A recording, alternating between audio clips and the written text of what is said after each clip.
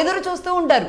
కానీ ఈ exit poll ఏదైతే ఉందో, మొన్న ఈ 5 ప్రాంతాలకు సంబంధించి వచ్చిన ఎగ్జిట్ పోల్ ఏదైతే ఉందో దానిని పూర్తిగా ఎగ్జాక్ట్ పోల్ ఇదే నిజం కాబోతుంది. ఎగ్జిట్ పోలే ఒక రకంగా మొత్తం అవుట్కమ్ అయిన రిజల్ట్ గా భావించేలాంటి పరిస్థితి దాకా వెళ్ళింది. ఎందుకంటే ఈ 5 ప్రాంతాల్లో అంత ప్రతిష్టాత్మకంగా ఎలక్షన్ కమిషన్ పనిచేయడం జరిగింది. అంటే పర్టికులర్ గా కేరళ, పుదుచ్చేరి, అస్సాం ఈ 3 ప్రాంతాలు పెద్దగా అంటే ఈ పాలిటిక్స్ లోనో లేదంటే దేశంలోనో పెద్దగా చర్చలో లేనప్పటికీ పర్టికులర్గా ఈ 2 ప్రాంతాలు తమిళనాడు అండ్ వెస్ట్ బెంగాల్ మీద మాత్రం ప్రతి ఒక్కరూ మాట్లాడుతూ ఉన్న పరిస్థితి ఉంది. ఎందుకంటే నేను ఇంతకుముందు చెప్పినట్లుగా అక్కడున్న భావజాలాలు, భావోద్వేగాలు, అలాగే అక్కడున్న లోకల్ పార్టీలు, ప్రాంతీయ పార్టీలు ఏవైతే ఉన్నాయో, రీజనల్ పార్టీలు తమ చేతుల్లో పెట్టుకుని రాష్ట్రాన్ని నడిపిస్తున్న తీరుతో పాటు ఒక రకంగా కేంద్రంలో ఉన్న బీజేపీ వరుసగా 3వ విజయం సాధించిన తరువాత ఇక్కడ ఎలా ముందుకు వెళ్ళబోతుంది అనే ఒక ఉత్కంఠ పరిస్థితులు నెలకొని ఉన్నాయి. దాంతో పాటు పర్టికులర్గా సనాతనం విషయంలో పదే జరుగుతున్న డ్యామేజ్లు ఏవైతే ఉన్నాయో, సనాతనాన్ని ఇబ్బంది పెట్టడానికి, అక్కడ ఒక మతాన్ని లేకుండా చేయడానికి జరిగిన కుట్రల్లో భాగంగా ఈ 2 ప్రాంతాల మీద చాలా సీరియస్గా ఫోకస్ పెట్టింది బీజేపీ మాత్రమే కాదు, అక్కడున్న ప్రజలు కూడా అంతే సీరియస్గా క్యూరియాసిటీగా ఉన్నారు.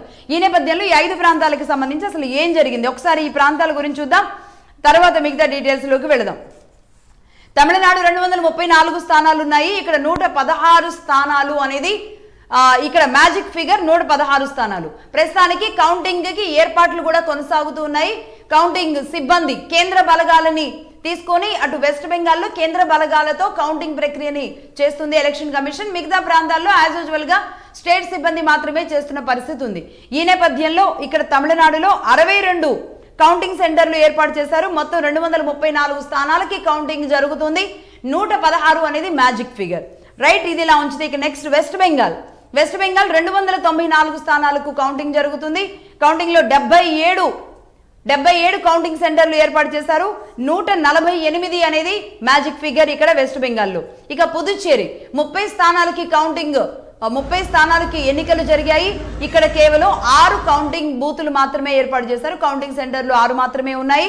మొత్తం ఇక్కడ మ్యాజిక్ ఫిగర్ వచ్చి 16 స్థానాలు, రైట్? ఇక అస్సాం 126 స్థానాల్లో దాదాపుగా 40 స్థానాలు ఇక్కడ కౌంటింగ్ బూతులు ఏర్పాటు చేశారు. కౌంటింగ్ సెంటర్లు 40 ఉన్నాయి.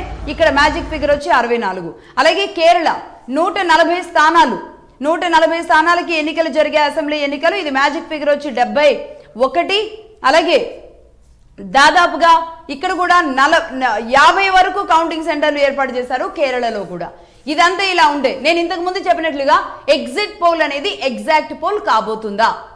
ఎందుకు ఈ మాట అంటున్నాము అంటే ఎగ్జిట్ పోల్ ని దాదాపుగా అటు వెస్ట్ బెంగాల్ బలంగా నమ్మినట్టుంది. తాను ఓటమి చెందుతాను అని మమతా బెనర్జీ అనేక రూపాల్లో ఈ కౌంటింగ్ విషయంలో ఒక గందరగోళాన్ని ఒక 2 రోజుల నుంచి క్రియేట్ చేస్తున్న పరిస్థితి ఉంది.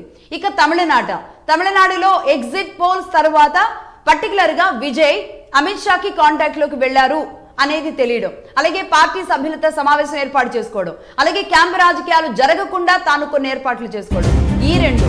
ఇది కాకుండా 3వది ఇంకా అస్సాం అండ్ పుదుచ్చేరి ఒక రకంగా బీజేపీ అండ్ ఎన్డీఏ అనేది కన్ఫర్మ్ అయింది కాబట్టి అక్కడేం పెద్ద మనం పొలిటికల్ గేమ్ ని ఎగ్జిట్ పోల్స్ తర్వాత చూడలేదు. కానీ కేరళలో ఎలా ఎగ్జిట్ పోల్స్ ని ఎంత స్ట్రాంగ్ గా నమ్ముతున్నారు అంటే ఏకంగా ఎల్డీఎఫ్ నుంచి 2 సార్లు ముఖ్యమంత్రిగా గెలిచిన